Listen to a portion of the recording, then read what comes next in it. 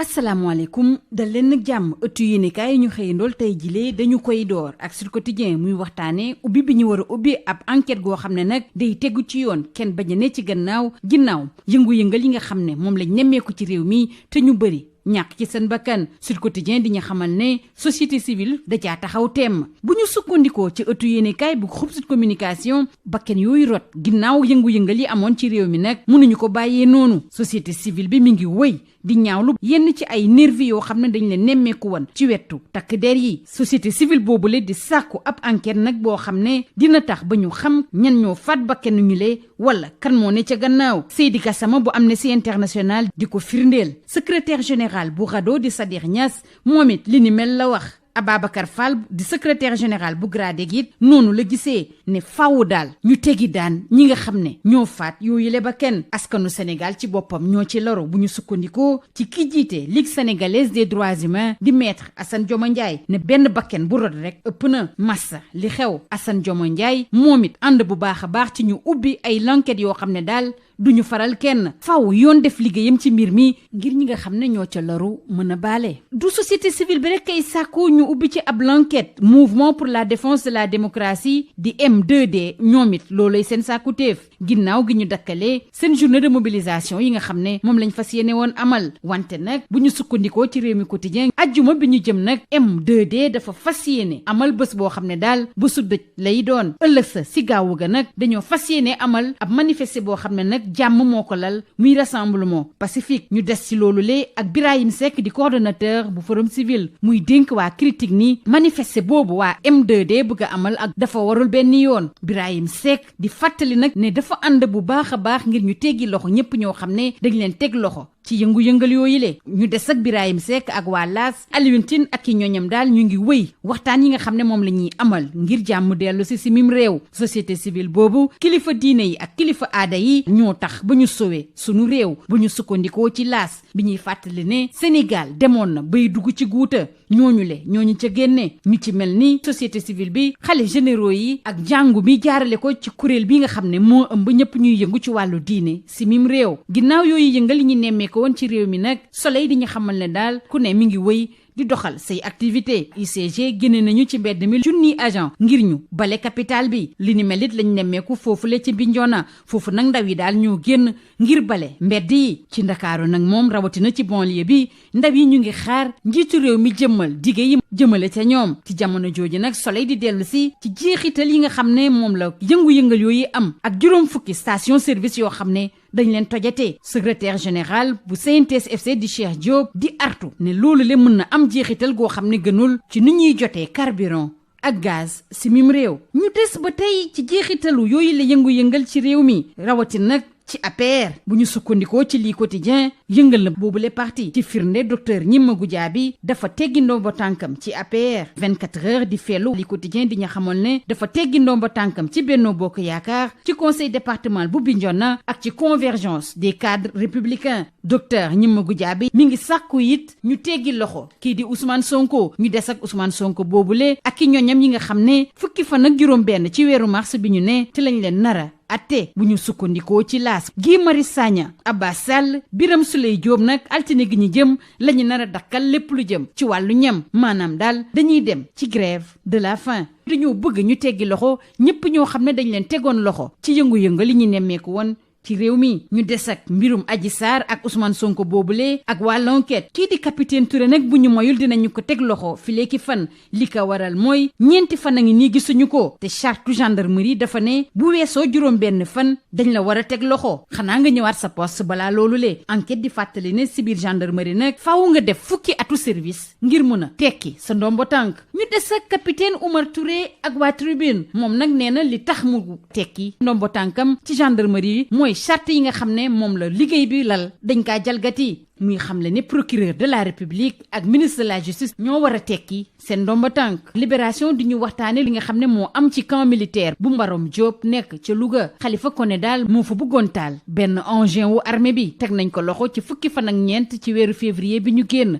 fële ci kër Séni ci lañ ko indi ci Ndakaaru ngir jébbal ko yoon. tàggat yaram door ko ak waa SAD bi waxtaanee diggante Barça ak Leipzig dañoo taxaw tem ngir am li ñu soxla. PSG ak Liverpool moom soreetuñu dara quart de finale yi wante nag nañu moytu bu baax a baax lii ñu duppee remontada. ñu des ak waa SAD bi ñu waxtaanee wàllu coupe CAF ci diggante Étoile du Sahel ak Jaraaf bu ñeenti waxtu jotee ne waa Jaraaf daal jéego yu am solo la ñu bëgg a def ci kanamu Sahel. ñu jeexale kook waa sunu lomb bi dellu si ci kàddu yi nga xam ne moom la ministre bi ñu dénk wàllu yoon yëkkati ca France 24 maître Malick Sall di xamle ne ndaw yi génnoon ci yëngu-yëngali nag ay mbër lañu moo taxit daal ñiy yëngu ci wàllu lomb ji baaluñu ko dara. Gris Bordeaux nee na dana yóbbu ab plainte ci kanamu yoon. Khadim Gadiaga di xamle ne maître Malick Sall joxu leen cër benn yoon. Konaté ne dafa war a sax nag tekki ndomba tànkam. kuréel bi nga xam ne nag moo ëmb ñi jiite école yeeg écurie de lutte ci nekk ci Sénégal nag ñoom it fësal seen ñàkk ànd ci kàddu yi nga xam ne moom la maître Malick Sall yëkkati. lii moo gënoon a fës ci ëttu yéenekaay yi ñu xëyandool ñu yendoog jàmm. Bonjour. Ouverture d'une enquête indépendante et crédible sur les manifestations meurtrières. La société civile s'engage. C'est le titre qui barre la une de Sud Quotidien. Le quotidien du groupe Sud Communication souligne que les manifestations meurtrières de ces derniers jours qui ont causé près d'une dizaine de morts dans les rangs des manifestants ne peuvent être passées à perte et profit. Pour la société civile qui continue de condamner vivement l'utilisation de nervis aux côtés des forces de l'ordre, il y a nécessité de mener une enquête indépendante et crédible pour situer les responsabilités dans ces morts et condamner les auteurs et autres commanditaires. Ce que confirme Seydi Gassama de Amnesty International. Toujours dans les colonnes du confrère de l'Avenue Bourguiba, le secrétaire général de la RADDHO, Sadir Niass, affirme que cette enquête doit être indépendante et sérieuse. Avis partagé par Ababacar Fall, secrétaire général du GRATEC, qui ajoute que ces meurtres ne doivent pas rester impunis. C'est le peuple sénégalais qui a été victime. Un seul mort déjà, c'est trop. Intime conviction du président de la Ligue sénégalaise des droits humains, Maître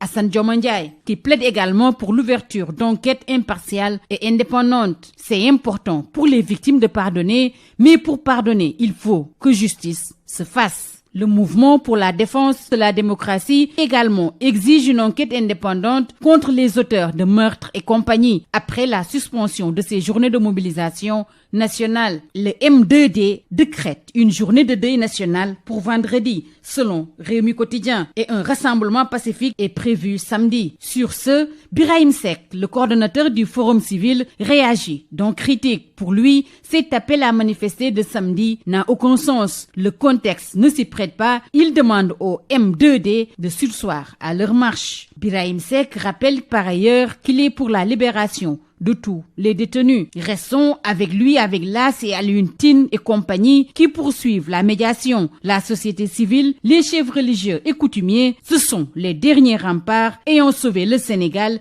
indique le confrère, qui rappelle que le Sénégal était au bord du gouffre il y a quelques jours. Heureusement pour le pays de la Teranga, des hommes de valeur ont pris leur bâton de pèlerin pour décanter la situation. Il s'agit entre autres de la société civile, des khalifes généraux et de l'Église à travers le collectif des religieux pour la préservation de la paix civile. Au lendemain de ces manifestations, la vie reprend son cours normal, informe Le Soleil. L'UCG déploie 1000 agents pour nettoyer les rues de la capitale. Même scénario à Bignona où les jeunes se mobilisent pour enlever les débris. Dans la banlieue dakaroise, les jeunes attendent avec impatience les promesses faites à leur endroit par le chef de l'État. Dégâts collatéraux de ces manifestations avec 70 stations saccagées. Le secrétaire général de la CNTS-FC, Cheikh Diop, alerte sur les conséquences dans la chaîne d'approvisionnement du pays en carburant et en gaz, c'est à lire dans les colonnes du Soleil. Conséquence des événements tragiques, les rangs de l'APR se fissurent. Martel li quotidien. Docteur Gnimangou Diaby démissionne de l'APR. Elle démissionne également de Benno Bokk Yakaar, du conseil départemental de Bignona, de la convergence des cadres républicains selon 24 heures et exige la libération de Ousmane Sonko. Justement, les partisans de Ousmane Sonko sont jugés le 16 mars selon l'AS, selon qui Guy Marius Sagna,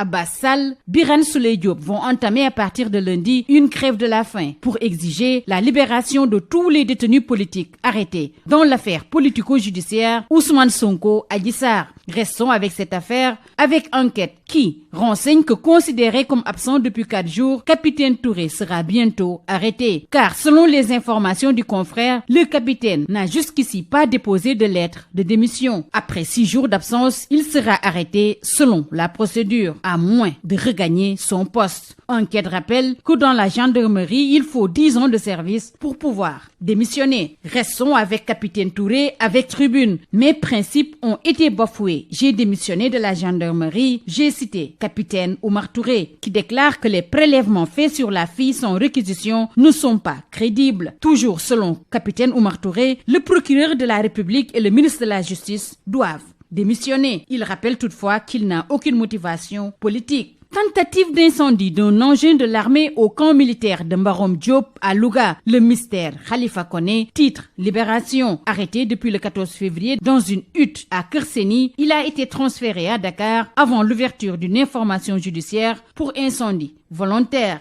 En sport, le quotidien du sport nous parle de Barça et Leipzig prêts à lutter. PSG et Liverpool près des quarts. Mais gare à la remontada. La Juve de Ronaldo, piteusement éliminée par Porto, Haaland punit Séville et envoie Dortmund en quart. Coupe CAF, étoile du Sahel, Jaraaf de Dakar, ce sera à 16h. Les Médinois se cherchent une bonne étoile au Sahel. Terminons par Sunulombe avec les accusations sur les lutteurs sur France 24. Tir groupé sur le ministre de la Justice qui affirme que ces jeunes qui sont sortis lors des manifestations sont des lutteurs. Gris Bordeaux annonce une plainte contre lui alors que pour Khadim Gadiaga, c'est un manque de respect. Malik Sall doit démissionner selon Konaté. L'association des responsables des écoles et écuries de lutte du Sénégal parle de diffamation à l'endroit de tous les lutteurs. C'est tout. À vos journaux et très bonne lecture.